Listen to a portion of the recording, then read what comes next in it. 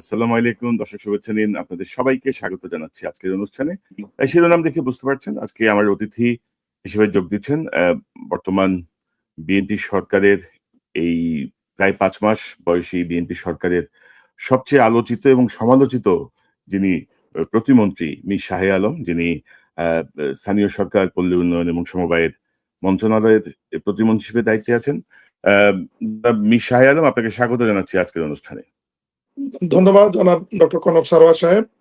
আমি আপনার মাধ্যমে দেশবাসীকে, বিশেষ করে আমার নির্বাচনী এলাকা বগুড়া ২ শিখগঞ্জ এবং মোগামতলা বাসীকে আন্তরিক অভিনন্দন এবং শুভেচ্ছা জানাই, যারা আমাকে বিপুল ভোটে নির্বাচিত করে মহান জাতীয় সংসদে পাঠিয়েছেন। এবং মহান আল্লাহর কাছে শুকরিয়া আদায় করি এবং দলের প্রধান সংসদ নেতা মাননীয় প্রধানমন্ত্রী জনাব তারেক রহমানের প্রতি কৃতজ্ঞতা জানাই, উনি আমাকে মন্ত্রী পরিষদের সদস্য করেছেন। সবার প্রতি আমার সালাম। আসসালামু আলাইকুম রহমতুল্লাহ। ওয়ালাইকুম আসসালাম। হ্যাঁ, শাহেলম ভাই, আপনার মানে প্রথমেই আমি যে কথাটি বলছিলাম মাননীয় মন্ত্রী, যে আহ, আপনি বর্তমান এই সরকারের ১৪০ দিন, প্রায় ৫ মাস বয়সী সরকার, আপনি সবচেয়ে আলোচিত এবং সমালোচিত একজন ব্যক্তি। মানে আপনাকে নিয়ে আমরা নানা রকমের সংবাদ, নানা রকমের কিছু চলছে, সবকিছু ছাপিয়ে একটি বিষয় বেরিয়ে আসছে। আপনি আপনি যেহেতু বগুড়ার এমপি, বগুড়ার ২ এর এমপি, অনেকে বলছেন এবং সংবাদপত্র লিখছেন যে আপনি প্রধানমন্ত্রীর বন্ধু। তো প্রধানমন্ত্রীর বন্ধু কিভাবে আপনি, এই বিষয়ে একটু জানতে চাই, এবং এই যে এত আলোচনা সমালোচনায় আপনি কেন পড়ে গেলেন এই যে ৫ মাসের মধ্যেই? ধন্যবাদ। প্রথমেই খুব ভালো প্রশ্নটি করেছেন।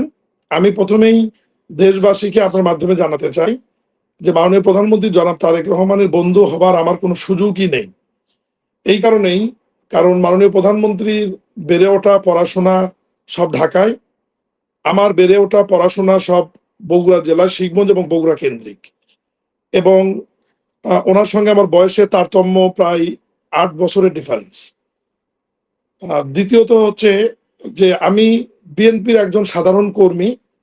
একদম ৯০ দশকে ছাত্র দলের সাধারণ সম্পাদক, উপজেলা কমিটি, কাউন্সিলের ভোটের মাধ্যমে আমার রাজনীতি আমি শুরু করি এবং তখন থেকে রাজনীতির হাতে খড়ি। এরপরে উপজেলা বিএনপি সাংগঠনিক সম্পাদক, উপজেলা বিএনপি সাধারণ সম্পাদক, উপজেলা বিএনপি সভাপতি, এরপরে ২৪ বছর বয়সে ইউনিয়ন পরিষদের চেয়ারম্যান নির্বাচিত হয়ে ১৯৯৭ সালে। এরপরে আমি বগুড়া জেলা বিএনপি সাংগঠনিক সম্পাদক, কাউন্সিলর ভোটে নির্বাচিত। এরপর বগুড়া জেলা বিএনপির সহসভাপতির দায়িত্ব দীর্ঘদিন পালন করেছি। বগুড়া জেলা বিএনপির কোষাধ্যক্ষ হিসেবে দায়িত্ব পালন করেছি। যেহেতু আমার বাড়ি বগুড়া এবং বগুড়ার একজন সাধারণ রাজনৈতিক কর্মী হিসাবে বিএনপির চেয়ারম্যান বর্তমান প্রধানমন্ত্রী জনাব তারেক রহমান আমাকে স্নেহ করেন এবং স্বাভাবিক কারণে বগুড়া বাড়ি হওয়ার কারণে তার সাথে একটা সুসম্পর্ক রয়েছে। তবে আমি আবারও বলি, উনি আমার কোনো বন্ধু না, বন্ধু হওয়ার কোনো সুযোগও নেই। মানে এই বিষয়টা হচ্ছে যে ধরেন, মানে ওনাকে একটু কি বলবো, একটু মানসিকভাবে বিপর্যস্ত করা বা ওনার একটু বদনাম করার চেষ্টার অংশ হিসেবে, এবং সে পুরানো সেই গ্রুপগুলো, কিন্তু সে প্রথম আলো, সে ডেইলি স্টার, মানে যারা একটা সময় বিএনপিকে সর্বনাশ করে দিছিল, তারাই কিন্তু আবারও মাঠে। যদিও মাননীয় প্রধানমন্ত্রী যে প্রতিহিংসা নয় বা যে উদার নীতি গ্রহণ করেছেন, সেই সুযোগটাই আবার কিন্তু এই গ্রুপগুলো নিচ্ছে। তো এই জায়গাগুলো আপনাদের কোনো অবস্থান নেওয়ার কোনো পরিকল্পনা আছে? যে ধরেন তারেক রহমানের বন্ধু মীর শাহে আলম এই করতেছে, ওই করতেছে, এই জায়গাগুলো তো চেক দেওয়া খুব জরুরি, একটা অসত্যর বিষয়। যে এটা আসলে আমরা বগুড়া থেকে নির্বাচিত হয়ে এসে বগুড়ার উন্নয়ন নিয়ে যখনই আমি কথা বলা শুরু করেছি, তখনই দেখলাম যে একটা পক্ষ অতি উৎসাহী হয়ে আমাকে টার্গেট করলো এবং বিভিন্নভাবে আমাকে নিয়ে কাদা ছোড়াছড়ি, তার বন্ধু বানানো, এক এক সময় এক এক ধরনের নিউজ নিয়ে এসে আমার বিরুদ্ধে নানান ধরনের অপপ্রচার চালানো। আপনি যে প্রসঙ্গগুলো উঠালেন, এই প্রসঙ্গগুলো তো মাননীয় প্রধানমন্ত্রী প্রেস উইং বা যারা প্রেসের দায়িত্বে আছে তারাই দেখবে। আমরা তো এই বিষয়গুলো যদিও দেখি না। হুম, হুম, হুম। না, নিশ্চয়ই দেখা উচিত, নিশ্চয়ই দেখা উচিত। কারণ হচ্ছে আমরা অতীতে দেখেছি যে মিডিয়া কিভাবে বেগম খালেদা জিয়ার সরকারকে বিপর্যস্ত করে তুলেছিল। এখন দেখা যাচ্ছে যে তাদের সেই সংবাদগুলো আসলে বাস্তবতা বা সত্যতা ওইভাবে ছিল না, কিন্তু চরমভাবে ক্ষতিগ্রস্ত করেছিল বেগম খালেদা জিয়ার সরকারকে। তো আরেকটা বিষয় আমি দেখলাম যে আপনার সম্পদ বেড়েছে ৮ গুণ। প্রতিমন্ত্রী হওয়ার পর আপনার সম্পদ বেড়েছে ৮ গুণ। আপনি আমি আপনার মাধ্যমে দিয়েছেন আপনি, কিন্তু জি জি ৮ গুণ বেড়ে গেল সম্পদ। মানে এটা আপনার মাধ্যমে আমি জানাতে চাই যে এটা সম্পূর্ণ একটি অসত্য তথ্য প্রচার করা হয়েছে। আমার সম্পদ তো নির্বাচনের সময় মনোনয়নপত্র দাখিলের যে হলফনামা, সেখানে আমি এফিডেভিট করে দাখিল করেছি এবং সেখানে বলা আছে যে আমার প্রায় 1835% জমি আমার, সেখানে আমি 12টি ব্যবসার মালিক, সেখানে আমার ঋণ কত, আমার মূলধন কত, আমার ট্যাক্স কত দেই, কত সম্পদ, এবং আমার ব্যবসা বাণিজ্য এসব তো নতুন নয়। আমি পৈতৃক সূত্রে ব্যবসা বাণিজ্য পেয়েছি, তারপরে নিজেও সেই 97, 98, 2000 সাল থেকে তিলে তিলে ব্যবসা করে বাংলাদেশের 10টি অটো রাইস মিলের মধ্যে আমার একটি ছিল, যেটা আমি কিছুদিন আগে ফেব্রুয়ারি মাসের দিকে বিক্রি করে দিয়েছি। এরপরে আমার ফ্লাওয়ার মিলের বিজনেস রয়েছে, আমার ভিটামিন পুষ্টি চালের বিজনেস রয়েছে, এবং এই পুষ্টি চালে যে ভিটামিন মিশ্রণ করা হয় সেই ভিটামিনের বিজনেস আমার রয়েছে, আমার ফিলিং স্টেশন রয়েছে, এলপিজির বিজনেস রয়েছে, আমার কৃষি খামার রয়েছে, গরুর খামার রয়েছে, মৎস্য খামার রয়েছে, এক্সপোর্ট ইম্পোর্টের বিজনেস রয়েছে, এবং আমার ম্যান পাওয়ারের বিজনেস রয়েছে, এবং সমস্ত ব্যবসায় আমার প্রতিষ্ঠিত ব্যবসা, এবং সরকারি বিধি বিধান নিয়ম মেনে ট্যাক্স পে করে আমি এই ব্যবসাগুলো দীর্ঘদিন করে আসছি, এবং আমার টোটাল ব্যবসার যে ভলিউম তাতে 150-200 কোটি টাকার কাছাকাছি হবে আমার টোটাল মূলধন বা ব্যবসার সারা বছর যে রোলিং। তো এখানে দেখলাম যে হলফনামার থেকে শুধুমাত্র একটি অংশ নিয়ে এসে বলা হলো যে এই 4 মাসে আমার সম্পদ বেড়েছে 8 গুণ এবং আমার নামে অনেক সম্পত্তি ক্রয় করা হয়েছে। আমি আপনার মাধ্যমে দেশবাসীকে এইটুকুই বলতে চাই যে মন্ত্রী হিসাবে, প্রতিমন্ত্রী হিসাবে শপথ নেবার পর কনফ্লিক্ট অফ ইন্টারেস্ট হবে এই বিবেচনায় আমি সমস্ত লিমিটেড কোম্পানি আমার পরিবারের সদস্যদের নামে শেয়ার হোল্ডার আমি হস্তান্তর করেছি, এবং আমার যত ব্যবসা এফিডেভিট মূলে আমার বড় সন্তানকে আমি তাকে প্রোপাইটারশিপ হস্তান্তর করেছি। আমি কোনো ব্যবসা নিজে আর দেখি না, এবং আমার নামে কোনো সম্পত্তি ক্রয়ের তো প্রশ্নই ওঠে না এবং সুযোগও নাই। আর সম্পত্তি ক্রয় বিক্রয়, ব্যবসার ফ্যাক্টরি ইন্ডাস্ট্রি বিক্রয়, নতুন ইন্ডাস্ট্রি করা, এটা তো ব্যবসায়ীদের একটা চলমান প্রক্রিয়া, এবং সম্পত্তি যদি কিনা হয়ে থাকে এটা আমাদের পারিবারিক ব্যবসার যে 3-4টি লিমিটেড কোম্পানি আছে তার নামে হয়তো আমার সন্তান কিনেছে, আবার কোথাও বিক্রি করেছে। এটা এত বড় ব্যবসা, সম্পত্তি কেনা বেচা এটা তো একটা চলমান প্রক্রিয়া। না, আমরা দেখছি যে ধরেন এটা একটা মানে একটা কৌশলী অবস্থান নিচ্ছে কিছু কিছু সংবাদ মাধ্যম মিডিয়া, যে মানে যেন তারেক রহমানের এই সরকারকে তারা আরেকটু মানে কি বলবো এটাকে ক্ষতিগ্রস্ত করতে পারে সাধারণ মানুষের কাছে। আমি আমি এবং আমি আমরা আমি দেখছি কথা প্রসঙ্গে কমেন্টসেও আপনার মানুষ কিন্তু এই প্রসঙ্গটা আনছে যে ওনার সম্পদ কিভাবে বাড়লো। মানে একটা একটা ন্যাশনাল মিডিয়া যখন একটা জিনিস ছেড়ে দেয়, আহ, আংশিকভাবে ছেড়ে দেয়, কারণ এই 4 মাসে 5 মাসে আপনার মানে এত সম্পদ বাড়ার মতো প্রজেক্টই তো সরকারের হয়নি এখনো, তাই না? জি জি জি, আমি সেই কথাটাই বোঝানোর চেষ্টা করছি। শুধু এটা নয়, আরেকটা জিনিস দেখবেন যে বিভিন্ন মিডিয়াতে বলা হচ্ছে যে সবচেয়ে বেশি বরাদ্দ বগুড়া জেলায় গিয়েছে, এবং বগুড়াকে আমরা গোপালগঞ্জ বানানোর চেষ্টা করছি। আমি সংসদে তথ্য উপাত্ত দিয়ে এই অসত্য তথ্যকে আমি প্রমাণ করেছি যে বগুড়ার বরাদ্দ সর্বোচ্চ বেশি যায়নি, কোন কোন জেলায় গিয়েছে আমি সেটাও বলেছি। এটাও একটা মাননীয় প্রধানমন্ত্রীকে অ্যাটাক করা হয়েছে, যেহেতু উনি বগুড়ার প্রধানমন্ত্রী। আগের স্বৈরাচার সরকারের মতো বানানোর চেষ্টা করা হচ্ছে যে আমরা ইচ্ছাকৃতভাবে বগুড়া বরাদ্দ বেশি নিয়ে যাচ্ছে কিনা। আবার আংশিকভাবে বলা হচ্ছে যে আমি নিজস্ব ব্যবহারের জন্য হেলিপ্যাড নির্মাণ করছি। আসলে প্রত্যেক উপজেলায় আপনারা জানেন যে স্বৈরাচার এরশাদের সময় ত্রাণ সামগ্রী জরুরি ভিত্তিতে নিয়ে যাওয়ার জন্য প্রত্যেক উপজেলা হেডকোয়ার্টারে একটা করে হেলিপ্যাড পুরাতন রয়েছে। ওই হেলিপ্যাডটা আবার আমরা নতুন করে সংস্কার করছি, যে যেখানে জরুরি অবতরণ যেন হেলিকপ্টার করতে পারে, ত্রাণ সামগ্রী পৌঁছতে পারে, বা ইমার্জেন্সি কোনো রুগী যদি এয়ার অ্যাম্বুলেন্স হেলিকপ্টার যদি ঢাকা আসতে চায় তারা যেন ব্যবহার করতে পারে। এবং আমি যে হেলিকপ্টারটি নির্মাণ করেছি এটা সৎ ব্যবহার আগামীকাল থেকেই শুরু হচ্ছে। সেনাপ্রধান গিয়ে ওখানে হেলিকপ্টারে নামবেন, এবং ওখানে বর্ষাকালীন সেনাবাহিনীর একটি মহড়া চলছে আমার উপজেলায়, শিখগঞ্জ উপজেলায়, সেটা পরিদর্শনে যাচ্ছেন। তাহলে এই যে মিথ্যা একটা প্রচার করা হচ্ছে যে আমার ব্যবহারের জন্য হেলিপ্যাড বানানো হয়েছে, যেটা সম্পূর্ণ একটি অসত্য তথ্য দেওয়া হয়েছে। এবং উন্নয়নের ক্ষেত্রে বলা হচ্ছে যে বেশি বরাদ্দ। আসলে বগুড়া জেলা তো আপনি নিজেও জানেন, দীর্ঘদিন যাবৎ বাংলাদেশে থেকে সাংবাদিকতা করেছেন। 111 সরকারের পর বিগত 20 বছর শহীদ রাষ্ট্রপতি জিয়াউর রহমানের বাড়ি বগুড়া হবার কারণে, জনাব তারেক রহমানের বাড়ি বগুড়া হবার কারণে, এবং বেগম খালেদা জিয়া বারবার বগুড়া থেকে নির্বাচিত হবার কারণে বগুড়া উন্নয়ন বঞ্চিত একটি জেলা, অবহেলিত একটি জেলা। সেই জেলার কোনো উন্নয়ন হয়নি, এবং আমাদের বড় ধরনের কোনো অবকাঠামো হয়নি, কোনো মেগা প্রজেক্ট বগুড়াতে হয়নি। গ্রামীণ রাস্তাঘাটের অবস্থা খুবই খারাপ। আমি শুধু পার্লামেন্টে দাঁড়িয়ে এবং আজকেও আপনার মাধ্যমে সবাইকে বলতে চাই যে আমরা বগুড়াকে অন্য জেলার সঙ্গে তুলনা করতে চাই না। আমাদের আবদার এবং দাবি একটাই, যে বিগত আওয়ামী লীগ সরকারের সময় 63 জেলাতেই বিনা ভোটের এমপি এবং মন্ত্রী ছিল, বগুড়া কোনো মন্ত্রী ছিল না, বগুড়ার কোনো উন্নয়ন হয়নি। আপনার 63 জেলার সমমান উন্নয়নটা বগুড়া আমাদের করে দেন, এরপর আমরা বাকি 63 জেলার সঙ্গে আমরা সমান তালে এগিয়ে যেতে চাই। এইটুকুই আমাদের চাওয়া, এইটুকুই আমাদের। না, তবে তবে মাননীয় মন্ত্রী যে মানে একেবারে বগুড়ার দিকে আবার সব নিয়ে গেলে সমস্যা হবে। এতদিন বঞ্চিত ছিলেন, কিন্তু আমার মনে হয় যে তারপরে একটু সিস্টেমেটিক ওয়েতে গেলে ভালো হবে। না হলে প্রধানমন্ত্রী নিজস্ব জেলা হিসেবে এটাকে নানাভাবে এটাকে প্রজেক্ট করা হবে। বাট আপনি যা বলছেন, ধরেন আ কিছু এর মধ্যে কিছু অতি অসামঞ্জস্য আমি লক্ষ্য করেছি, যেটা নিয়ে আমি নিজেও লিখেছি আমার ফেসবুক পোস্টে, যে প্রধানমন্ত্রীর বগুড়া সফরের সময় লাল কার্পেটের মতো ১০ লাখ টাকার ইট বিছানো হলো, আবার ইট তুলে নিয়ে যাওয়া হলো। তো এই যে কাজগুলো হচ্ছে আরকি, এই জায়গাগুলো আমার মনে হয় যে চেক দেওয়া উচিত। এই যে বিষয়টার সাথে আমি কোনো সম্পর্কই আমার নাই, অথচ ওটা নিয়ে নিউজ করা হলো যে প্রধানমন্ত্রীর উপর ভর করে প্রতিমন্ত্রীর দুর্নীতি। আসলে ওই কাজটা তো মাননীয় প্রধানমন্ত্রীর কর্মসূচি সম্বন্ধে আপনার খুবই ভালো ধারণা আছে। মাননীয় প্রধানমন্ত্রী যখন কোনো এলাকায় কর্মসূচিতে যান, পুরো বিষয়টা মনিটরিং করেন জেলা প্রশাসন এবং ওনার এসএসএফ। এবং ওনার যাবার পরটি যেহেতু আগে থেকেই টেন্ডার হয়েছিল, ঠিকাদার কাজ শুরু করতে পারেনি, এই জন্য অস্থায়ীভাবে জেলা প্রশাসন, উপজেলা প্রশাসন ওখানে ইট ভাড়া নিয়ে একটি রাস্তা তৈরি করেছিল। এবং মাননীয় প্রধানমন্ত্রী কর্মসূচি সমাপ্ত হবার পরে ঠিকাদার যখন ৮৬ লক্ষ টাকার কাজ শুরু করতে গিয়েছে, তখন ওই ইটগুলি তুলে নিয়ে তার কাছ থেকে নিয়েছিল ভাড়া, তাকে ফেরত দিয়েছে। এবং সেখানে আবার নতুন করে কাজ শুরু হয়ে গেছে, অলরেডি ডাব্লিউবিএম হয়ে গেছে, কিছুদিনের মধ্যে কার্পেটিং হবে। কিন্তু এই যে একটা অসত্য জিনিস, যে ঘটনার সাথে, যে কাজের সাথে আমার বিন্দু মাত্র সম্পৃক্ততা নাই, অথচ সেখানে বলা হলো যে প্রধানমন্ত্রী কর্মসূচিকে কেন্দ্র করে প্রতিমন্ত্রীর দুর্নীতি। জি, মানে এটা তো আছেই। এটা তো আপনাদেরকে মানে ডাউন প্লে করার জন্য অনেক রকমের খেলা হয়। কিন্তু ধরেন তারপরও ৳১০,০০,০০০ হয়তো রাষ্ট্রীয় বিষয়ে খুব বেশি টাকা না।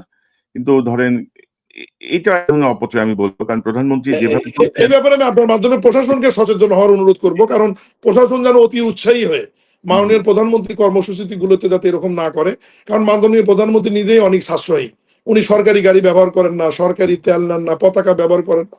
ওনার প্রধানমন্ত্রী কার্যালয়ে ৯৫০ টাকার খাবার উনি ১৫০ টাকায় নিয়ে আসছেন। আমি আপনার মাধ্যমে জানাতে চাই, আমি নিজেও কিন্তু সরকারি গাড়ি ব্যবহার করি না।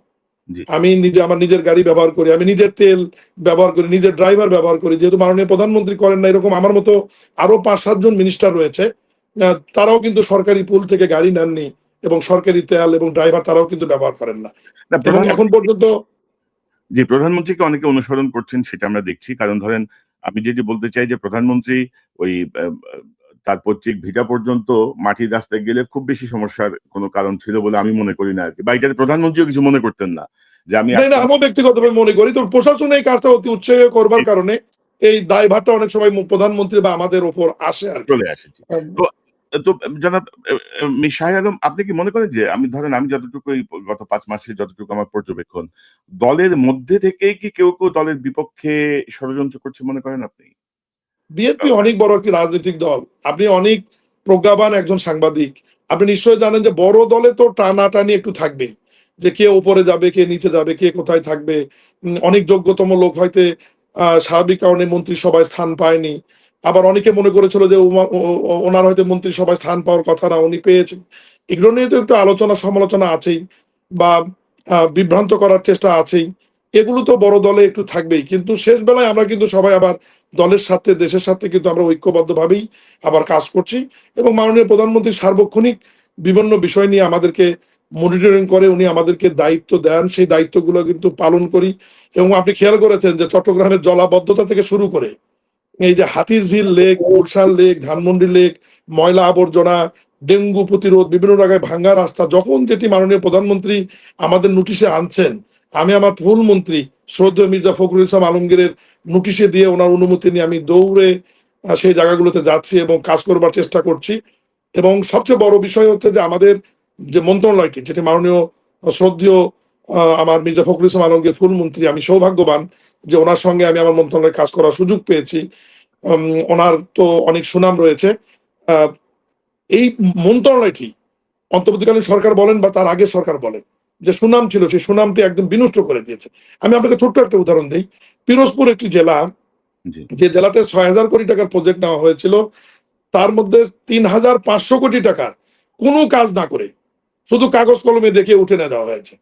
এবং সেই রাস্তাগুলো ওই অবস্থায় এখনো পতিত অবস্থায় পড়ে আছে এবং বিগত 1.5 বছর এই কারণে পিরোজপুর জেলার সমস্ত উন্নয়নমূলক কর্মকাণ্ড কিন্তু বন্ধ। কারণ ওই 3,500 কোটি টাকা এবং 6,000 কোটি টাকা কিভাবে বরাদ্দ হলো এই বিষয়টা নিয়ে দুদকে মামলা হয়েছে।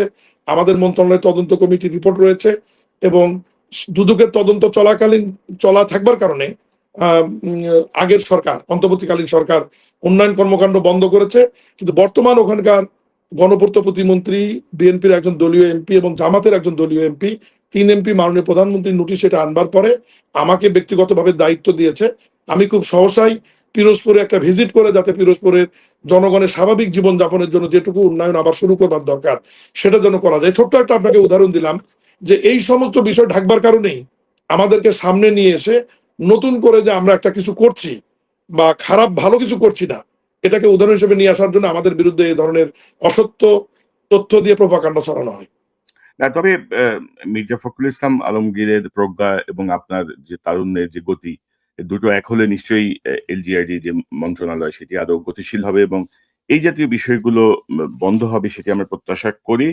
আপনাদের দুজনের, একজন সিনিয়র, একজন ইয়াং, একজন মানে এই জায়গাটায় ধরেন একটা কম্বিনেশন ইজ গুড, আমি আশা করি। বাট ধরেন যে বিষয়গুলো আসছে ধরেন 5 মাসের হিসেবে আসলে খুব বেশি আমি মনে করি না, তারপরেও দেখতে চাই। তো আমি একটু অন্য প্রসঙ্গে যাই, ধরেন রাজনৈতিক প্রসঙ্গে যদি একটু যাই, আমি সাম্প্রতিক সময়ে একটা বক্তব্য আপনাকে দেখাতে চাই, যেটার সাথে আপনিও আছেন, জাস্ট একটু দেখায় আমি আলোচনাটা যেতে চাই। শেষ করছি। আসসালামু আলাইকুম, জয় বাংলা।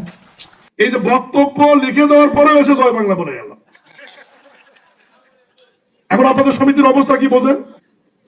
ওনার বক্তব্য শেষে ডিজি আমাকে দেখালো লেখা আছে খোদা হাফেজ, উনি মাঝখানে আরেকটা বলে চলে গেল। তো এই 17 বছরে আওয়ামী লীগ কিন্তু মানুষের মাথায় মানে জোর করে হোক, মানে নানা কায়দা কানুন, মানুষ আতঙ্কিত হয়েও জয় বাংলায় চলে গেছিল আর কি, এমন একটা অবস্থা। আমি আমি আমার বক্তব্যে এটাই বোঝানোর চেষ্টা জি, করেছি জি। যে আপনার একটা লিখিত হ্যাঁ, বক্তব্য দেওয়ার পরেও মানুষের মাথা এবং মগজের মধ্যে এমন ভাবে এই জিনিসটা তারা ঢুকিয়ে দিয়েছে যে উনি যাওয়ার সময় ওই শব্দটা ব্যবহার করেছে, ওটা আমি আমার বক্তব্যে উপস্থাপন জি। করেছি। এখন ধরেন আওয়ামী লীগের ব্যাপারে আমরা বিএনপির মধ্যে এক ধরনের নমনীয়তা দেখছি। মানে কেউ তো বলার চেষ্টাই করছেন যে আওয়ামী লীগের রাজনীতি করা উচিত। কেউ তো বলছেন যে তাদের ফিরে আসা উচিত। মডিফাইড আওয়ামী লীগের একটা ধারণা আমরা পেয়েছিলাম। তো এই জায়গাগুলোয় মানে ধরেন আর বিশেষত ধরেন মিডিয়া, শিল্পী সমাজ, সুশীল সমাজ, মানে এই যে সফট করে কিন্তু আওয়ামী লীগ তাদের ন্যারেটিভস নিয়ে আবারও কিন্তু কাজ করছে। এবং আনফরচুনেটলি গত 5 মাসে কিন্তু মিডিয়াতে আপনারা কোনো কাজই করেন নাই। মিডিয়া কিন্তু মিডিয়ার মতো বহাল, জাস্ট ভোল পাল্টায় রাখছে। তো সেই জায়গাটা আপনি কি মনে করেন? মানে আওয়ামী লীগের ব্যাপারে আসলে আপনাদের অবস্থানটা কি? আ মিডিয়ার ব্যাপারে আমি যেটা বলবো যে বিএনপির যে আমাদের নির্বাচনী ইস্তাহার সেখানে মিডিয়াকে অবাধ স্বাধীনতা দেওয়ার যে ঘোষণাটা দেওয়া আছে, এই অবাধ স্বাধীনতাটা এবং মুক্ত বাক স্বাধীনতাটা অনেকে অপব্যবহার করছে বলে আমি ব্যক্তিগতভাবে মনে করি। তারপরে আমি চাই যে মিডিয়ার স্বাধীনতা থাক, মিডিয়ার কণ্ঠরোধ না হোক, মিডিয়া সত্য মানুষের সামনে তুলে ধরুক। আর আওয়ামী লীগের ব্যাপারে মাননীয় প্রধানমন্ত্রী জনাব তারেক রহমানের নেতৃত্বে আমি দলের গুরুত্বপূর্ণ পদে নেই, আমি একদম তৃণমূল থেকে উঠে আসা একজন বিএনপির কর্মী এবং আপনার মাধ্যমে আমি জানাতে চাই যে আমি এমপি নির্বাচিত হওয়ার পর পর্যন্ত কিন্তু উপজেলা বিএনপির সভাপতি ছিলাম।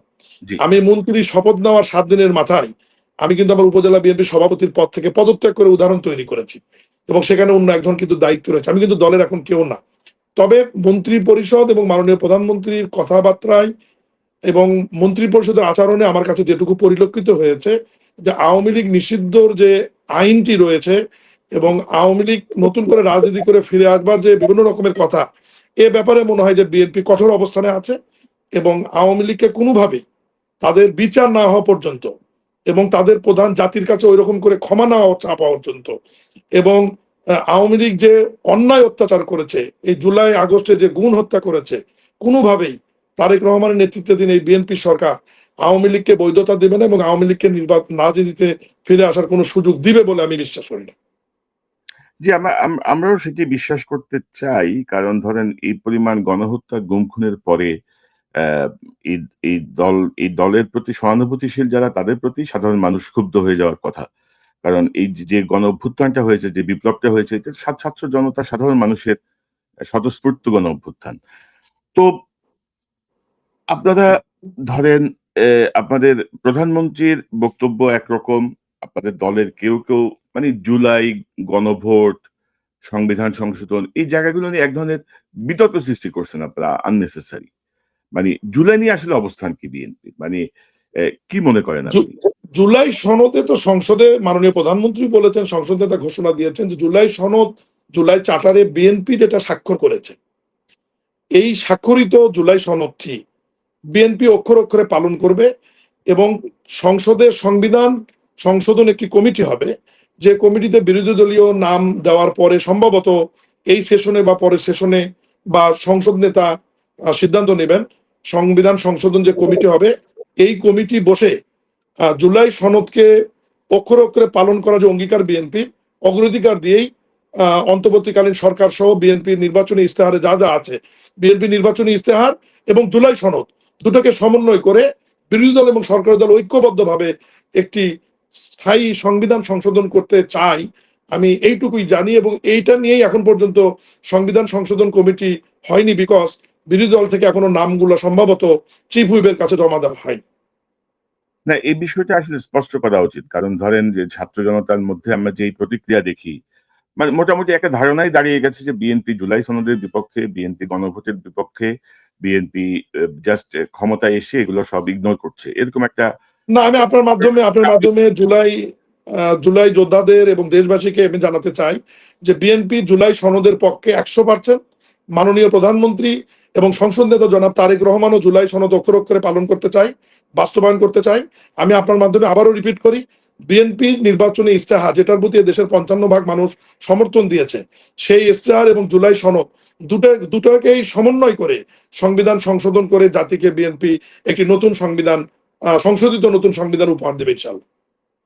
জি, মানে মাননীয় প্রধানমন্ত্রী আসলে খুব অ্যামেজিংলি ওনার কাজ করছেন। মানে ধরেন যে আমরা দীর্ঘদিন উনি সরকারি ব্যয় ওনার ক্ষেত্রে একেবারে কমিয়ে এনেছেন। আপনি যদি বলছিলেন ব্যক্তিগত গাড়ি তে যাতায়াত করছেন বা অন্যান্য ব্যয়ও তিনি কমিয়ে এনেছেন বা সবকিছু।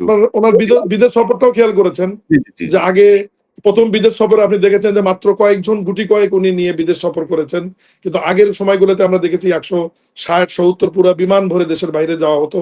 সেখানেও উনি একটা উদাহরণ তৈরি করেছেন। ওনার জেলা সফরগুলোতেও খেয়াল করবেন যে গাড়ির বহর কমানোর জন্য উনি এখনো মিনি বাসে ওনার স্টাফদেরকে নিয়ে উনি সফর করেন। এই জিনিসগুলো আমাদের অনুপ্রাণিত করে মন্ত্রীদের সাশ্রয়ী করবার জন্য। উনি ধরেন যে অতীতের যে নিরাপত্তা বা এই যে ঝিকঝাক ছিল, এগুলা এই শো অফ ছিল, শো অফ তিনি কমিয়ে এনেছেন। এবং পাশাপাশি যেটা আমরা দেখছি যে উনি প্রতিহিংসা নয়, আমি চাইলে করতে পারি, করব না। তো এটার সাথে একমত কিনা? কারণ আমি অনেকের যে প্রতিক্রিয়া পেয়েছি যে প্রতিহিংসা ন্যায় বিচার তো এক জিনিস না।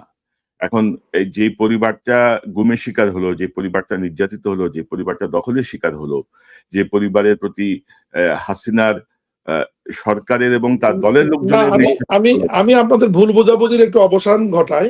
এটা কিন্তু যারা গুম হত্যা হয়েছে তাদের ন্যায় বিচারের ব্যাপারে প্রধানমন্ত্রী কিন্তু কঠোর অবস্থানে রয়েছেন।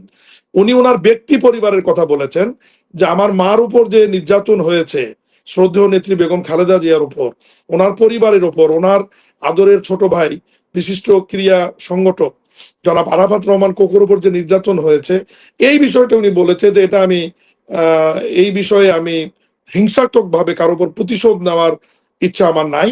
উনি কয়েকদিন আগেও বলেছে যে আমার বাবা যদি বেঁচে থাকতো, আমার মা যদি বেঁচে থাকতো, তারাও হয়তো বলতো যে তুমি এটা নিয়ে আর বাড়াবাড়ি করো না, তুমি স্বাভাবিকভাবে চলো। আমি ওনার বক্তব্যে যেটুকু শুনেছি বা ওনার কথাতে যেটুকু, আরেকটি যেটা আমি বলি যে দেখেন মাননীয় প্রধানমন্ত্রী শুধু আমাদের জন্য না, বিরোধী দলের প্রতিও কিন্তু উনি অনেক সহানুভূতিশীল। সংসদের বাজেট বক্তৃতায় বিরোধী নেতা তার সুন্দর বক্তব্যে যখন উপস্থাপন করলেন যে আমার নির্বাচন এলাকার দায়িত্বটি আমি মাননীয় সংসদ নেতা প্রধানমন্ত্রীর উপর ছেড়ে দিতে চাই, ঠিক তার কাউন্টার বাজেট বক্তৃতায় আবার সংসদ নেতা মাননীয় প্রধানমন্ত্রী তারেক রহমানও বললেন যে আপনার সংসদীয় নির্বাচন এলাকার দায়িত্বটি আমি নিলাম উন্নয়নের জন্য। ঠিক তার পরের দিনই মাননীয় প্রধানমন্ত্রী আমাকে ব্যক্তিগতভাবে ডেকে অনুশাসন জারি করলেন যে আপনি বিরোধী নেতার সঙ্গে সাক্ষাৎ করে তার নির্বাচনী এলাকা সফর করবেন এবং ওখানে কি করার প্রয়োজন আপনারা করবেন। আপনারা বোধহয় মিডিয়াতে দেখেছেন যে আমি ঠিক আর একদিন পরেই মাননীয় বিরোধী নেতা শ্রদ্ধেয় ডাক্তার শফিকুর রহমান সহ ঢাকা 15 তার নির্বাচন এলাকায় গিয়েছি এবং রাস্তাঘাট, ব্রিজ, কোথায় কি প্রয়োজন, বিদ্যুৎ, গ্যাস, পানি ঘুরে ঘুরে দেখেছি, পুরো টিম সহ কিন্তু গিয়েছি।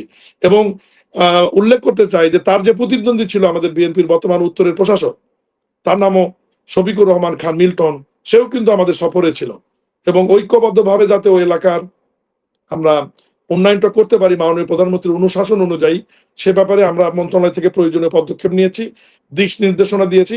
এবং আগামীকালও মাননীয় বিরোধী দলের নেতার ওখানে আমি সহ দায়িত্বশীলদের আরেকটি বৈঠক আছে, যে উনি সহ ওনার এমপিদের নির্বাচনী এলাকাগুলোতে মাননীয় প্রধানমন্ত্রী নির্দেশনা দিয়েছেন যে যারা জনগণের ভোটে নির্বাচিত হয়েছে কেউ যেন বঞ্চিত না হয়।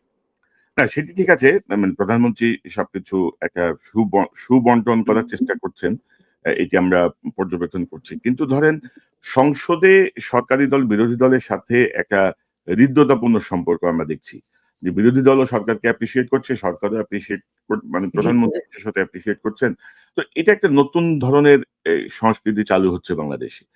কিন্তু রাজনীতির মাঠে আমরা দেখছি যে ছাত্রদল শিবির মারামারি করছে, এনসিপি ছাত্রদল শিবির মিলে আরেক ভেজাল চলতেছে। এর মধ্যে কি এই জায়গাটা কি আপনারা নিয়ন্ত্রণের কথা কি ভাবছেন না? মানে ধরে যে সংসদের যে সম্প্রীতি, রাজপথে কিন্তু উভয় কিন্তু মুখোমুখি সংঘর্ষ, এবং সেই জায়গাটায় কিন্তু আবার আওয়ামী লীগ ঢুকে যাচ্ছে উভয় পক্ষেই, মানে তাদের ফায়দা নেওয়ার জন্য। আপনার আপনার কথাটা অত্যন্ত যুক্তিযুক্ত। আমি সাধারণ একজন বিএনপির কর্মী হিসেবে মনে করি যে আমাদের সংসদের যে সৌহার্দ্যপূর্ণ পরিবেশটি, এটা যদি আমরা আরো কঠোরতম করতে পারি, আমার মনে হয় যে মাঝে মাঝেই যদি আমরা বসি, সবসময় যে সংসদ নেতা এবং বিরোধী দলের নেতা একসঙ্গে বসতে হবে এমন কোনো কথা না। সংসদের চিফ হুইপ রয়েছেন, আমাদের দায়িত্বশীল যারা নেতা রয়েছেন, তারা যদি বিরোধী দলের সাথে আমরা মাঝে মাঝেই বসে আলোচনা করি, আমার মনে হয় যে মাঠ পর্যায়ে এটা দূরত্ব কমে আসবে এবং সৌহার্দ্যপূর্ণ পরিবেশ তৈরি হবে। এবং আপনি ঠিকই বলেছেন, যদি মাঠ পর্যায়ে বিরোধী দল এবং সরকারি দলের মধ্যে যদি দূরত্বটা বেড়ে যায়, তাহলে সেই ভয়ঙ্কর স্বৈরাচারী আওয়ামী লীগ তারা আবার এই সুযোগটা নিতে পারে, এবং এটা কারোর জন্যই বিএনপি এবং জামাত সহ আমরা যারা বর্তমান সংসদে বা রাজনীতির মাঠে আওয়ামী লীগ ছাড়া যারা রয়েছে, এটা কারোর জন্যই মঙ্গল হবে না। এবং সেদিন আমি আমার ছোট্ট করে বলি, সেদিন বিরোধী দলীয় নেতার সঙ্গে যখন আমি তার নির্বাচনী এলাকায় সফর করছিলাম, একই রিক্সায় উঠে যখন ঘুরছিলাম, উনিও কিন্তু এই কথাটি আমাকে বলছিলেন যে আমাদেরকে যে কোনো মূল্যে হোক ঐক্যবদ্ধ থাকতে হবে, কারণ আমাদের ঐক্যবদ্ধর উপরে নির্ভর করবে দেশের উন্নয়ন, দেশের সম্প্রীতি, এবং আওয়ামী লীগের ফিরে না আসার যে অঙ্গীকারটা, এটা আমাদের ঐক্যবদ্ধর উপরে নির্ভর করে। উনি সেটাও কিন্তু আমাকে সেদিন গল্পে গল্পে বলছিলেন। জি, তো এখন আমি ধরেন আজকে আজকে থেকে ধরেন গতকাল পর্যন্ত সরকারের ১৪০ দিন পার হয়েছে। মানে আপনাদের জি, কর্মসূচি হচ্ছে জি, ১৮০ জি, দিনের। মানে হাতে আছে আর ৪০ দিন। মানে ১৮০ দিনের কর্মসূচির আর ৪০ দিন বাকি আছে। তো ৪০ দিন খুব সিগনিফিক্যান্ট নাম্বার, কিন্তু বিশেষ করে ইসলামে ৪০ দিন মানুষ মারা যাওয়ার পরে ৪০ দিনে একটা দোয়া অনুষ্ঠানের আয়োজন করা হয়। ৪০ দিনের নামাজ পড়লে বলা হয় যে এটা সারা জীবনের জন্য অভ্যাস হয়ে যায়। ৪০ টা একটা গুরুত্বপূর্ণ নাম্বার অ্যাকচুয়ালি। তো এই ৪০ দিনের মানে কি হতে পারে আর? মানে ধরেন যে আমরা বিএনপি আমি কথা বলি, আমি সবাই ক্যাবিনেটে ৬ টা মাস দেখেন, ৬ টা মাস সময় দেন। তো এই ১৪০ দিনের অ্যাচিভমেন্ট কি? বা আর কি হতে পারে? মানে কি পরিবর্তন আসছে বা কি হতে আসলে পারে? আসলে দেখুন, আপনার মাধ্যমে আমি দেশবাসীকে বলতে চাই যে বিএনপি সরকার গঠন খুব খারাপ সময়ে কিন্তু আমরা একটা সরকার গঠন করেছি। জি, দেশের অর্থনীতি, রাজনৈতিক পরিস্থিতি সব মিলিয়ে। আর অর্থ বছরটা ছিল একদম শেষ সময় এসে। মানে আমরা এমন এক সময় শপথ নিয়েছি ১৭ই ফেব্রুয়ারি, এটা কিন্তু অর্থ বছরের একদম শেষ সময়।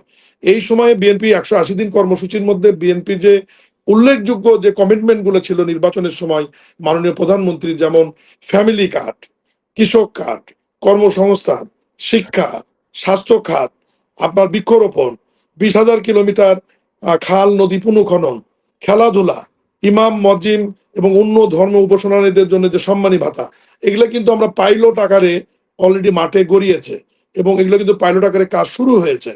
এবং এই বাজেটে আপনি উল্লেখযোগ্যভাবে খেয়াল করবেন, আমি যে কর্মসূচিগুলির কথা বললাম, এই কর্মসূচির অর্থ কিন্তু এই বাজেটে বরাদ্দ রাখা আছে। যেমন ফ্যামিলি কার্ডের জন্য ৪১ লক্ষ পরিবার এই অর্থ বছরে নারী প্রধান বা গৃহকর্ত্রীরা কার্ড পাবেন। ৪৩,০০০ কৃষকরা কার্ড পাবেন। ক্রীড়াবিদ যারা রয়েছেন তারা কিন্তু সম্মানী ভাতার আওতায় আসবেন।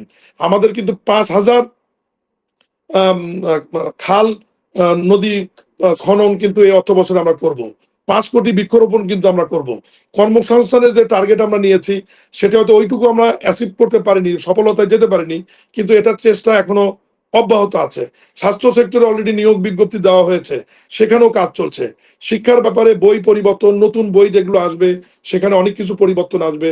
এবং এই প্রথম প্রাইমারি স্কুলে ফ্রি পোশাক দেওয়ার পরিকল্পনা হচ্ছে। পোশাক, ব্যাগ এবং নতুন জুতা বাচ্চাদের দেওয়ার পরিকল্পনা রয়েছে। এবং আপনি জানেন যে বিএনপি ক্ষমতা আসার 7 দিনের মাথায় সুদ সহ 10,000 টাকা কৃষি ঋণ কিন্তু মৌকুব করা হয়েছে। তা আমি মনে করি যে 140 দিনে অর্থনৈতিক এই দুরবস্থার মধ্যে মাননীয় প্রধানমন্ত্রীর নেতৃত্বে আমরা যেটুকু এগিয়েছি বা কাজ শুরু করেছি, আমাদের আমলাতান্ত্রিক জটিলতা, অর্থ বছর শেষ, নতুন অর্থ বছর শুরু এবং এই ক্রাইসিসের মধ্যেও 9,34,000 কোটি টাকার একটি বাজেট আমরা দিয়েছি এবং যে বাজেট বাস্তবায়নের জন্য আমরা পার্লামেন্টে বা সংসদে দেশবাসীর কাছে অঙ্গীকার করেছি, সব মিলিয়ে আমার মনে হয় না যে আমরা খুব একটা পিছিয়ে আছি। আমরা এই ধারা যদি অব্যাহত রাখতে পারি, ইনশাল্লাহ বিএনপির যে ইশতেহার এবং যে কর্মসূচি আমরা সফল হবো ইনশাল্লাহ।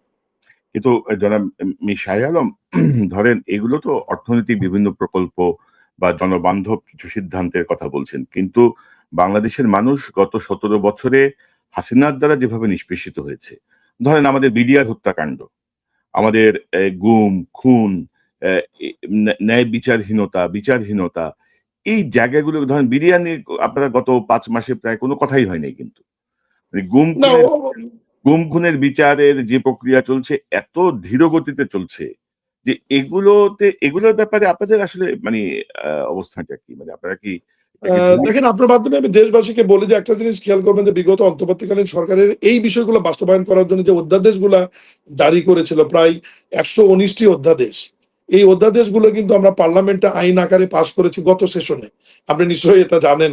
এবং দিন রাত কিন্তু আমরা পার্লামেন্ট চালু রেখে সংসদ নেতা মাননীয় প্রধানমন্ত্রীর নির্দেশনায় সবেরই কিন্তু আইনগুলো পাশ হয়েছে এবং গেজেট আকারে মাঠে এসেছে এবং কার্যক্রম শুরু হয়েছে। আমি আপনাদেরকে এইটুকু নিশ্চয়তা দিতে পারি যে স্বৈরাচার হাসিনার সময় গুম খুন হত্যা সহ, বিডিআর হত্যা সহ সকল বিচারই বিএনপি করার ব্যাপারে অত্যন্ত আগ্রহ রয়েছে এবং এই বিচারগুলি বিএনপি সরকার করবে। আমি আপনাকে এইটুকু নিশ্চয়তা এবং গ্যারান্টি দিতে পারি। কিন্তু আপনারা গুম অধ্যাদেশ বাতিল করেছেন, আরো যে একটা অধ্যাদেশ বাতিল করেছেন, যেগুলো নিয়ে আসলে আমরা সুনির্দিষ্ট ব্যাখ্যা বা এগুলো কোনো রিপ্লেসমেন্ট এ পর্যন্ত পাই নাই, বা এটা নিয়ে আপনারা কি ভাবছেন? আসলে আমি এই লেভেল থেকে আমি এটা বলতে চাচ্ছি না, কারণ এটা যেহেতু বিএনপির আরো আইনমন্ত্রী সহ স্বরাষ্ট্রমন্ত্রী সহ ওপরের যারা রয়েছেন তারাই সিদ্ধান্তগুলি নিয়েছেন। আমার মনে হয় যে এই বিষয়ে আমার মন্তব্য করা ঠিক হবে না। জনাব শাহ আলম, আপনি প্রধানমন্ত্রীর বন্ধু না হলেও আপনি কিন্তু প্রভাবশালী একজন ব্যক্তি, মানে বর্তমান মন্ত্রিসভার একজন প্রভাবশালী ব্যক্তি হিসেবে আমরা জানি, এবং আপনি আসলেই প্রভাবশালী একজন ব্যক্তি। তো আপনার সাথে আমি একমত না, প্রভাবশালী ঠিক কিনা যায় না, তবে বড় মন্ত্রণালয়ের দায়িত্ব পাবার কারণে, যেহেতু স্থানীয় সরকার পৌরসভা অনেক একটি বড় মন্ত্রণালয়, এর কাজের পরিধি অনেক বেশি, আমি কাজ করছি, সারাদিন ছুটছি, এই কারণে হয়তো মনে হচ্ছে যে আমার প্রভাবের বলয়টা অনেক বেশি, কিন্তু এখানে প্রভাব খাটানোর কোনো বিষয় না। আমি বিধি বিধান নিয়মের মধ্যে থেকে দুর্নীতি মুক্ত থেকে কাজ করার চেষ্টা করছি। না মাননীয় মন্ত্রী, আমি কিন্তু আপনাকে মানে বলছি না যে আপনি আপনার প্রভাব ইয়েতে খাটাচ্ছেন, আপনি কিন্তু একেবারে রুট লেভেল থেকে উঠে আসা রাজনীতিবিদ। আপনি 89 সাল থেকে রাজনীতির সঙ্গে যুক্ত, আপনি উপজেলা চেয়ারম্যান ছিলেন, আপনি ইউনিয়ন পরিষদের চেয়ারম্যান বোধহয় ছিলেন, তাই না? জি, ইউনিয়নের চেয়ারম্যান ছিলেন আপনি, অর্থাৎ রুট লেভেল থেকে কিন্তু আপনি রাজনীতি করে উঠে আসছেন। তো বগুড়ার মানুষ হিসেবে আপনি প্রধানমন্ত্রীর কাছাকাছি অবস্থান করা বা ওনার সাথে মিলিয়ে সিদ্ধান্ত নেয়ায় সহায়তা করা খুব অপরাধের তো কিছু না এখানে। স্বাভাবিক, যেহেতু আমার বাড়ি বগুড়া। সেই অর্থে আমি আপনাকে বলছি যে আপনি যে প্রচারণা চলছে, আপনি তার প্রধানমন্ত্রীর বন্ধু না হলে আপনি প্রভাবশালী। তো প্রধানমন্ত্রীর বন্ধু তো হওয়ার কোনো সুযোগই নাই, আমি শুরুতেই সেটা বলেছি যে বন্ধু হওয়ার কোনো। তো আমরা এই যে গত 5 মাসে যে নিয়োগগুলো আমরা দেখলাম, ঘুরে ফিরে সেই আওয়ামী দোসররা কিন্তু ঘুরে ফিরে বিভিন্ন গুরুত্বপূর্ণ পদগুলো নিচ্ছে। আপনার মন্ত্রণালয়েও কিন্তু প্রচুর আওয়ামী লীগ এখনো পুনর্বাসিত, এখনো গুরুত্বপূর্ণ জায়গায়। তো আপনার মানে বা বর্তমান সরকারের ভালো কাজগুলো তো তারা ভণ্ডুল করে দিবে বিভিন্নভাবে। তো একেবারে চিহ্নিত সুবিধাভোগী যারা, তাদেরকে কেন সরকার বিভিন্নভাবে বিভিন্ন জায়গায় আবার পুনর্বাসন করছে, আবারও ক্ষমতায়িত করছে? আপনার কোনো মানে পর্যবেক্ষণ আছে কিনা এই বিষয়ে? না, পর্যবেক্ষণ তো আমার ক্যাবিনেটের সদস্য হিসেবে আছে। আমাদের কিন্তু অনেক সচিব যারা আওয়ামী লীগের দোসর ছিল বা সেই সময় সহায়তা করেছে তাদেরকে কিন্তু চাকরির থেকে অপসারণ করা হয়েছে, সংযুক্তি করা হয়েছে বা সরিয়ে দেওয়া হয়েছে। কিন্তু বিগত 15-17 বছরে তো তাদের সময়ে নিয়োগগুলো হয়েছে। এখন রাষ্ট্র পরিচালনার জন্য রাতারাতি তো নতুন লোক আমরা তৈরি করা বা নতুন লোক সৃষ্টি করা এটা তো অসম্ভব ব্যাপার। এর মধ্যে থেকে যারা ভালো আছে, যারা হয়তো স্বৈরাচারের দোসর ছিল না, তাদেরকে নিয়েই তো আমাদের সরকারটা পরিচালনা করতে হবে। তবে আমরা যারা রাষ্ট্র পরিচালনার দায়িত্বে রয়েছি, মন্ত্রী পরিষদের সদস্য, তারা যদি শক্ত অবস্থানে থাকি, আমার মনে হয় যে নতুন লোকজন নিয়োগ হয়ে প্ল্যাটফর্মে না আসা পর্যন্ত তারা যে রাষ্ট্রের খুব একটা ক্ষতি করতে পারবে বলে আমি ব্যক্তিগতভাবে মনে করি না। আমি এই ভাগে ছোট্ট একটি কথা বলি, হয়তো আমি ভুলে যাব। আমাদের সবাই দোষটা খোঁজে। আপনি খেয়াল করবেন যে আমার বড় ছেলে সে কিন্তু লন্ডন থেকে মাস্টার্স করে আসছে, এসে আমার ব্যবসা বাণিজ্য দেখছে, এবং বাংলাদেশ ক্রিকেট বোর্ডের রাজশাহী অঞ্চল থেকে সে কিন্তু বিনা ভোটে পরিচালক নির্বাচিত হয়েছিল। এবং যেদিন নির্বাচিত হয়েছে আমার অনুরোধে পরের দিনই কিন্তু সে আবার বোর্ড থেকে পদত্যাগ করেছে। কারণ আমি এটাই বলেছি যে অনেক যেহেতু মন্ত্রীদের সন্তানদের নিয়ে নানান কথা হচ্ছে, আমার যেহেতু পারিবারিক ব্যবসার পরিধি অনেক বড়, আমি বলেছি যে তোমাকে যেহেতু ব্যবসাগুলো দেখতে হবে, তুমি যেহেতু ক্রিয়া সংগঠক, ক্রিয়া নিয়ে তুমি এলাকায় বা কাজ করো, কিন্তু ব্যবসার পাশাপাশি এখানে তুমি যেহেতু সঠিকভাবে সময়টা দিতে পারবা না, এই জন্য তুমি এখান থেকে পদত্যাগ করে সরে আসো।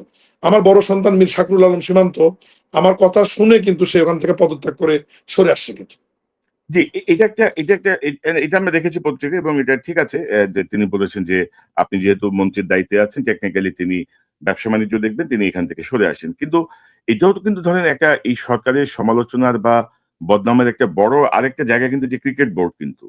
মানে যেভাবে ধরেন মন্ত্রী, এমপিদের মানে কি বলবো বংশধরেরা সেখানে যে ঢুকছে এই জায়গা এই মানে জায়গাটা উপলব্ধি করে আমি আমার সন্তানকে ওখান থেকে সরে নিয়ে আসছি, যাতে ওই দোষের পাল্লাটা যেন আমার ঘাড়েও না আসে। আমি আসলে আশা করবো যারা দায়িত্বে আছে। তবে আমি এই ভাগে আপনাকে আরেকটু বলি, যদি অন্যভাবে না নেন, আসলে আমাদের যারা সন্তান, আমরা যারা বিএনপি দীর্ঘদিন যাবৎ, আপনি আমি সহ যারা নির্যাতিত 17 বছর, বিএনপি বলেন বা জামাত বা অন্য দলের, এই 17 বছর কিন্তু আমাদের সন্তানরাও কিন্তু নিগৃহীত ছিল। তারাও কিন্তু কোনো কাজ করবার সুযোগ পায়নি। যে অমুকের সন্তান সে কাজ পাবে না, অমুকের সন্তান তার বিরুদ্ধে মামলা দাও, অমুকের সন্তান সে কোনো জায়গা পাবে না। এখন আমাদের সন্তানদের যদি যোগ্যতা থাকে, তাহলে তারা ব্যবসা কেন করতে পারবে না? তারা এই ধরনের সামাজিক বা ক্রিয়া সংগঠনগুলোতে যদি যোগ্যতা থাকে, তাহলে সেখানে এই সময় যদি তারা সুযোগ না পায়, বিগত 17 বছরও আমাদের সন্তান হবার কারণে যোগ্যতা থাকার সময় সুযোগ পাবে না, এখন এসেও যদি আবার তারা সুযোগ না পায়, তাহলে আমাদের সন্তানরা তাদের যে ক্যারিয়ারটা, তাদের যে মেধাটা, তাদের যে যোগ্যতা, এটা তাহলে কখন তারা মানুষের সামনে আমি সমাজে। আমি আপনার সাথে একমত যে রাজনৈতিক পরিবারের সন্তানরাও আসলে ক্ষতিগ্রস্ত হয়, নির্যাতিত হয়। কিন্তু ধরেন যেই প্রক্রিয়ায় আসলে ক্রিকেট বোর্ডে মানে এ ক্ষমতাবান মানুষদের বংশধরদেরকে ঢোকানো হয়েছে, পরিবারের সদস্যদেরকে ঢোকানো হয়েছে, সেটি প্রধানমন্ত্রীর তারেক রহমান যেভাবে ভাবছেন তার সঙ্গে সাংঘর্ষিক। সেটি এইভাবে যায় না আরকি। সেই কথাটাই বললাম। আমি জানি না এটি সংশোধন বা কিভাবে কি হবে। আ মানে এটা একটা বড় একটা স্পট হয়ে আছে গত ৫ মাসে যে এইভাবে তো হওয়া উচিত ছিল না আরকি। আমরা একটু সময় নেই, দেখি যে তারা তাদের যোগ্যতার স্বাক্ষর রাখতে পারি কিনা, একটু আমরা সময় নিয়ে দেখি। জি, মানে ধরেন সবারই সুযোগ আছে, সবাই বঞ্চিত। আবার ধরেন এই জায়গাটার মধ্যেও এক ধরনের মানে এক ধরনের ব্যালেন্স রাখা খুব জরুরি আরকি আমি মনে করি। তো একটি বিষয় আমি আপনার সামনে আনতে চাই। আমি খুব বেশি লম্বা করব না। আজকে আবার খেলাও আছে আর্জেন্টিনার বোধহয়। তো প্রধানমন্ত্রী যেভাবে ভাবছেন, প্রধানমন্ত্রী আ যে হিউমিলিটি দেখাচ্ছেন, যে নম্রতা দেখাচ্ছেন, যে সফটলি মানে সেই নেলসন ম্যান্ডেলার স্টাইলে মানে সবাইকে ক্ষমা করে দিয়ে নতুন ভাবে সবার আগে বাংলাদেশ নিয়ে যাচ্ছেন। প্রধানমন্ত্রীর এই ভাইবটা কি আপনাদের মন্ত্রিসভার সব সদস্য বা আপনাদের দলের নেতাকর্মীরা ঠিক বুঝতে পারছেন? কারণ আমরা কিন্তু যে আমরা এখনো বুঝতে পারছি উনি এ ব্যাপারে কঠোর, আমাদেরকে নির্দেশনা দেন। এবং গত কয়েকদিন আগে উনি একটা বিষয় আমাদের নোটিশে এনেছেন। আমাদের অনেকগুলো মন্ত্রী আমরা সেখানে উপস্থিত ছিলাম। উনি বললেন যে দেখুন, আমার বাবা যখন প্রেসিডেন্ট ছিলেন, ওনার স্যালারি থেকে বেতন থেকে 10% টাকা রাষ্ট্রীয় কোষাগারে উনি জমা দিত, এবং আমিও শুরু করেছি। বিগত 5 মাস মাননীয় প্রধানমন্ত্রী জমা দিয়েছেন। তো উনি আমাদের বলেছেন যে এটা আপনাদের ব্যাপার, আপনারা যদি ইচ্ছা করেন তাহলে এটা আপনারা অনুসরণ করতে পারেন। তা আমরা শোনার পর আমরা এটা আসলে জানতাম না যে বেতনের টাকা, আমি শুধুমাত্র তো বেতনটা নেই, তেলের টাকা বা অন্য খরচ নেই না। এটা শুনবার পর আমরা উৎসাহিত হয়েছে এবং আমরা সবাই এক বাক্যে আলহামদুলিল্লাহ বলেছি। এবং আমি আজকেই আমার বিগত 5 মাসের যে মূল বেতনের যে 10% যেটা আমরা রাষ্ট্রীয় কোষাগারে আমরা জমা দিয়েছি এবং প্রত্যেক মাসে আমরা এটা দিব, যা সেটা একটা উদাহরণ তৈরি করবার জন্য আর কি। জি। এবং আরেকটি গুরুত্বপূর্ণ বিষয় যেটা ধরেন সরকারের জন্য অত্যন্ত বিস্ফোরা বা বদনামের জায়গা হয়ে আছে। আপনি জানেন যে নির্বাচনের আগে পরে চাঁদাবাজির একটা ভয়ংকর অভিযোগ বিএনপির বিরুদ্ধে ছিল। এবং আমরা সাম্প্রতিক সময়ে আইনশৃঙ্খলা পরিস্থিতিতেও কিছু অবনতি দেখছি। খুব ভালোভাবে অবনতি দেখছি। ছিনতাই, ডাকাতি এগুলো বাড়ছে। ধরাও পড়ছে। এমন না যে ধরা পড়ছে না, ধরাও পড়ছে। কিন্তু সাম্প্রতিক সময়ে আপনি দেখেছেন যে কিভাবে অ্যা যুবদলের এক নেতা কিভাবে এম একজন বয়স্ক মানুষের বিষের সঙ্গে চাপ দিয়ে ধরে অ্যা চেকে সাইন করিয়ে নিয়েছে। সেও অ্যারেস্ট হয়েছে। তো এই জায়গাগুলো নিয়ে আসলে আপনাদের মধ্যে কোনো কথা হয় কিনা? এই জায়গাগুলো আপনারা কিভাবে নিয়ন্ত্রণ করবেন? কথা হয় এবং এ ব্যাপারে মাননীয় প্রধানমন্ত্রী সহ বিএনপি কিন্তু কঠোর অবস্থানে আছে। যখন যেখানে ঘটনা ঘটছে সাথে, সাথে কিন্তু সে গ্রেপ্তার হচ্ছে, না হলে মামলা হচ্ছে, না হলে দল থেকে বহিষ্কার করা হচ্ছে। এখন একটা বড় দলের শূন্যতাকে কাজে লাগিয়ে মাঠ পর্যায়ে তো অনেক বড় একটি রাজনৈতিক দল। আমাদের মধ্যে কিছু ভদ্র, অভদ্র সব মিলেই তো একটা রাজনৈতিক দল। এ ধরনের কিছু খারাপ লোকজনও রয়েছে। তাদের ব্যাপারে আমরা সংশ্লিষ্ট এলাকার মাননীয় সংসদ সদস্যদেরকে সংসদীয় কমিটির সবাই মাননীয় প্রধানমন্ত্রী নির্দেশনা দিয়েছেন। আমরা নজর রেখেছি, আমরা খেয়াল রাখছি। সরকার এই বিষয়ে কঠোর আছে এবং সমসাময়িক কালে বড়, বড় কিছু ঘটনা আপনি দেখেছেন। এই যে শিশু ধর্ষণ সহ বিভিন্ন বিষয়ে বিএনপি কিন্তু খুব দ্রুততম সময়ের মধ্যে গ্রেপ্তার এবং বিচারের ব্যবস্থা করেছে। আমার মনে হয় যে দেশবাসীকে আপনার মাধ্যমে অনুরোধ করব যে আমাদের প্রতি একটু আস্থা রাখুন, সময় দিন। মোটামুটি আমরা মনে হয় যে একটা জায়গায় আমরা নিয়ে যেতে পারবো দেশকে। জি, জনাব মীর শাহ আলম ধরেন আমরা যে বিষয়টা দেখলাম যে হাসিনা পালিয়ে যাওয়ার পর থেকে অন্তর্বর্তী সরকার বা এ পর্যন্ত মানে প্রায় ২ বছরে ধরেন সে সময় থানা লুট হয়েছে, প্রচুর অস্ত্র কিন্তু এখনো মিসিং। এবং আ অন্তর্বর্তী সরকারের সময়ই বলা হচ্ছিল যে একটা সাঁড়াশি একটা অভিযান দরকার ছিল। যে অবৈধ অস্ত্র উদ্ধার বা সন্ত্রাসী গ্রেপ্তার যেমন বেগম খালেদা জিয়া ২০০১ সালে অপারেশন ক্লিন হার্ট এর মতো একটা অপারেশন কিন্তু করেছিলেন জনশান্তি ফিরিয়ে আনার জন্য। তো এরকম কিছু কি আপনাদের মন্ত্রিসভায় ভাবা হয় বা হচ্ছে বা হবে এরকম কোনো আভাস কি আপনার কাছে আছে?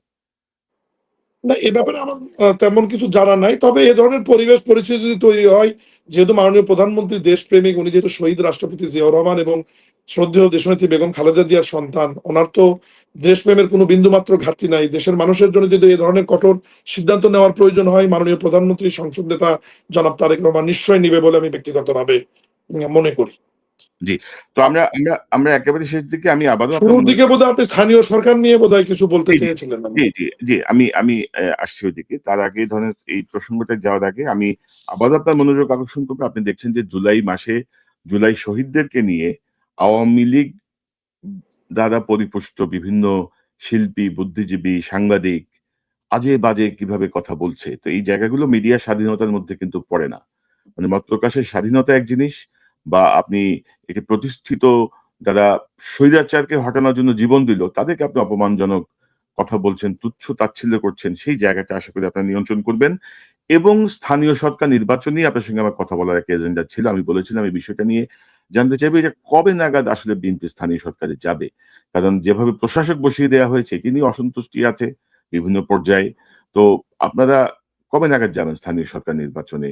বা এটা নিয়ে কি আহ, ধন্যবাদ করক সাহেব। আপনি আপনার মাধ্যমে দেশবাসীকে বলতে চাই যে ইতিমধ্যেই আমাদের দলের মুখপাত্র ডাক্তার জাহিদুর রহমান এবং আমাদের মন্ত্রণালয়ের মাননীয় মন্ত্রী মির্জা ফখরুল ইসলাম আলমগীর ঘোষণা দিয়েছে যে 1 বছরের মধ্যে সকল স্থানীয় সরকার নির্বাচন আমরা সম্পন্ন করতে চাই এবং ইতিমধ্যেই সংসদে আমরা স্থানীয় সরকার নির্দলীয় ভাবে যাতে হয়, দলীয় প্রতীকে যাতে না হয়, এই কারণে আমরা আইনগুলো অর্ডিন্যান্স যখন আইন আকারে পাস করি, অধ্যাদেশগুলো আমরা সেটা সংশোধনী আকারে পাশও করেছি এবং সেগুলো গেজেট আকারে প্রকাশিত হয়েছে, নির্বাচন কমিশনে আমরা পাঠিয়েছি।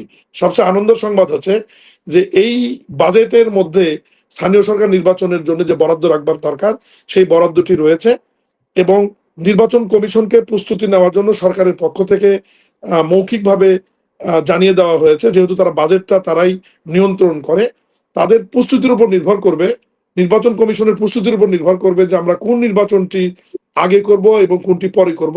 তবে 1 বছরের মধ্যে যদি আমরা নির্বাচনগুলি শেষ করতে চাই, সেই ক্ষেত্রে আমাদের অক্টোবর নভেম্বর থেকে নির্বাচনগুলো শুরু করতে হবে এবং এর কোনো বিকল্প নাই, আমি স্থানীয় সরকারের প্রতিমন্ত্রী হিসেবে মনে করি।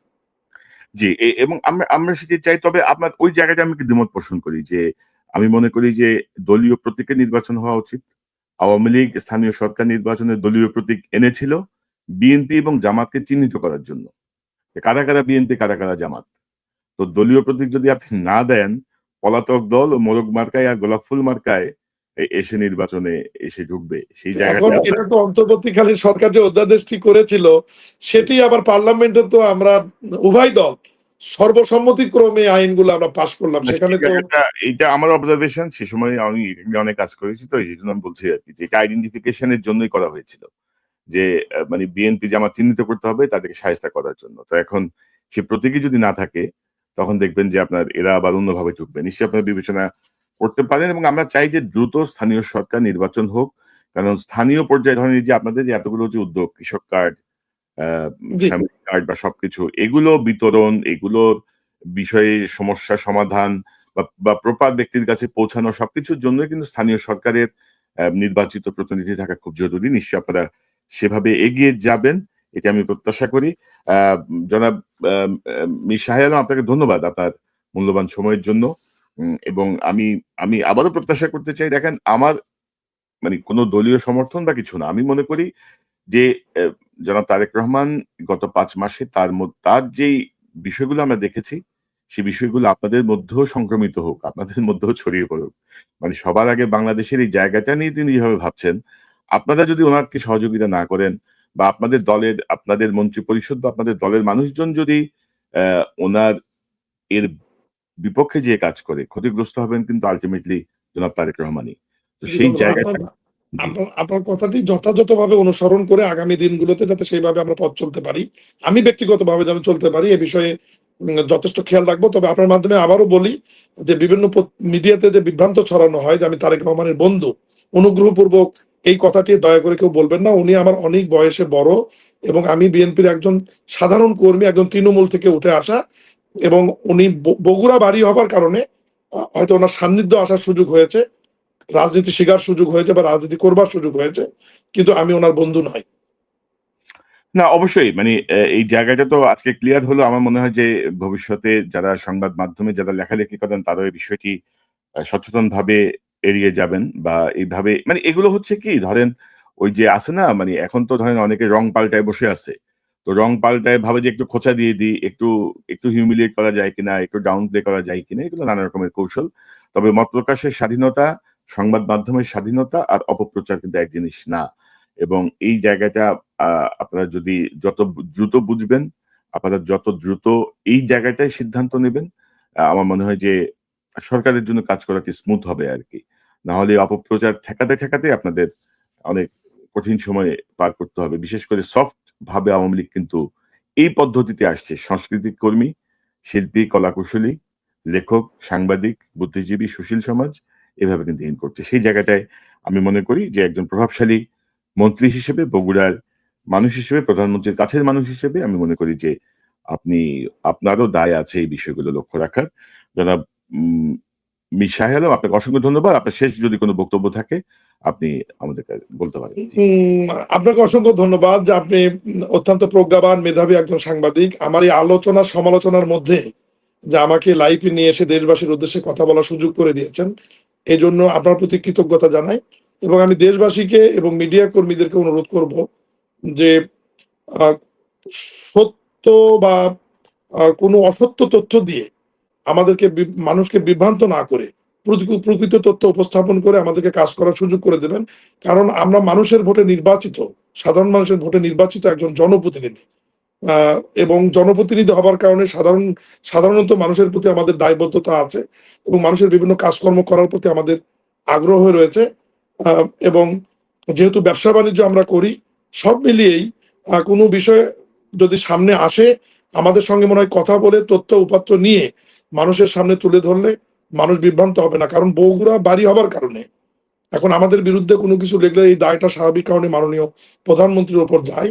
দয়া করে একজন দেশপ্রেমিক প্রধানমন্ত্রী জনাব তারেক রহমান, যার slogan I have a plan, সবার আগে বাংলাদেশ, সবার জন্য বাংলাদেশ, এই ব্যক্তিটাকে, মাননীয় প্রধানমন্ত্রীকে আমাদেরকে জড়িয়ে বিভ্রান্ত করবেন না, এবং তাকে সমাজে যেন আমাদের কারণে হেয় প্রতিপন্ন না হতে হয় এই বিষয়ে দেশবাসীকে এবং সবাইকে খেয়াল রাখার অনুরোধ জানিয়ে আপনাকে আরেকবার ধন্যবাদ দিই। দেশবাসী এবং আমার নির্বাচনের মানুষের প্রতি কৃতজ্ঞতা এবং সালাম জানাচ্ছি। আসসালামু আলাইকুম। জি, ধন্যবাদ মাননীয় প্রতিমন্ত্রী আপনার মূল্যবান সময়ের জন্য। নিশ্চয়ই আমরা আপনাকে বিভিন্ন ইস্যু নিয়ে আপনি আমাদেরকে সময় দেবেন, এই চ্যানেলে আসবেন, কথা বলবেন। নিশ্চয়ই কথা না বললে আসলে অনেক বিষয় স্পষ্ট হয় না। সেই জায়গাটা আমি বিশ্বাস করি এবং খোলাখুলি কথা বলাটাই ভালো। মানুষের ভুল হতেই পারে না, মানুষ তো আর ফেরেশতা না। মানুষ জি, ভুল করতেই পারে, মানুষ ভুল সিদ্ধান্ত নিতেই পারে এবং বেটার হচ্ছে সেখান থেকে আপনি কত দ্রুত বের হয়ে আসলেন, কত দ্রুত কারেক্ট করলেন সেটাই হচ্ছে ইম্পোর্টেন্ট। মানে একগুঁয়েমি যে না আমি যা করছি সেটাই কথা, আমি অমুকের সন্তান, আমার এটা করতেই হবে, হাসিনা যেটা করছে। তো সেটা তো মানে কোনো পজিটিভ কিছু না। মানুষের ভুল হতে পারে, মানুষ সেটা সংশোধন করে এগিয়ে যাবে। আপনাকে আবারও অসংখ্য ধন্যবাদ আপনার মূল্যবান সময়ের জন্য। আপনাকেও ধন্যবাদ। আপনার মাধ্যমে দেশবাসীকে ধন্যবাদ এবং সালাম। আসসালামু আলাইকুম। ওয়ালাইকুম আসসালাম। দর্শক এতক্ষণ যে আপনারা শুনছিলেন বর্তমান মন্ত্রী পরিষদের মন্ত্রিসভার একজন প্রভাবশালী সদস্য আমরা তাকে বলছিলাম বগুড়ার নির্বাচিত এমপি জনাব শাহ আলম, যিনি স্থানীয় সরকার, পল্লী উন্নয়ন এবং সমবায় মন্ত্রণালয়ের প্রতিমন্ত্রীর দায়িত্বে আছেন।